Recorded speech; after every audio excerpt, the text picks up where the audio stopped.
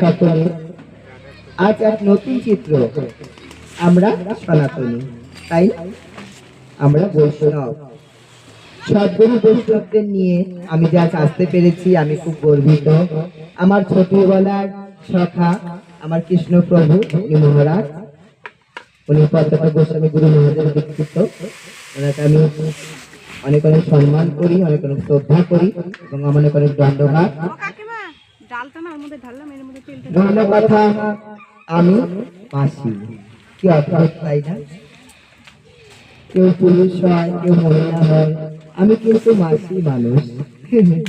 শুনতে হয়তো অবাক লাগে, এটাই বাস্তব। আমি মাসি। যার ঘরে বিয়ে হয়, যার ঘরে সদ্যজাত শিশু জন্মায়, তার ঘরে গিয়ে নাচ গান করে কিছু টাকা উপার্জন করি। আমি আমাদের গুরুমাদের সাথে চলি। বড় মা সোনাদেবী কিন্নার আখাড়া, শিলিগুড়ি ভয়ঙ্কর মোড়, সেখানে অবস্থিত আমাদের আশ্রম বিহন্নলাদের। সবিতা গুরু আমার হলো গুরুমা, আমরা গুরুমা বলে ডাকি আমাদের গুরুদেবকে।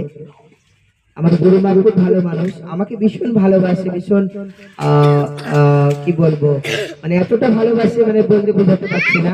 এই অনুষ্ঠানের জন্য কিন্তু আমার গুরুমা কিন্তু আমাকে 2100 টাকাও দিয়েছে। আমার গতিয়া শিবাঙ্গী গুরু ভাই, সে আমাকে 1100 টাকা গুগল পে করে পাঠিয়েছে কালকে। আজ আমি ভীষণ খুশি। বড় মার জন্য সর্বত্র চাইব। বড় মার যেভাবে নাম ডাক পুরো উত্তরবঙ্গে রয়েছে, সারা দেশে রয়েছে। বড় মা আমাদের ভারতবর্ষে অনেক কোনায় কোনায় গিয়ে সে জায়গায় হিন্দাপন করে আসতেছে, সে জায়গায় গিয়ে পরিচালনা করে আসতেছে। বড় মাকে অনেক অনেক আশীর্বাদ। বড় মা খুব ভালো থাকুক। সদ্গুরু বৈষ্ণবরা প্রত্যেকে আশীর্বাদ করবে আমাদের বড় মাকে, তারা যাতে প্রত্যেকে ভালো থাকে। আমরা মাসি মানুষ, আমরা যে সংঘর্ষ করে অনেকে আমাদের অনেক রকম খারাপ মনে করে, কিন্তু নয়, আমরা মাসি, আমরা সনাতন, আমরা বৈষ্ণব পথে চলতে চাই এবং ভগবানের নির্দিষ্ট আমাদের শিব প্রভুপাদ যেভাবে লিখে গেছেন সেই বাণীতে আমরা প্রচারিত হতে চাই, সেই বাণীতে আমরা চলতে চাই। ভগবান প্রত্যেককে ভালো রাখুক। আর এত সুন্দর দিন, আর কিছু বলবো না। এত সুন্দর এনজয় হচ্ছে, এত আনন্দ করছি।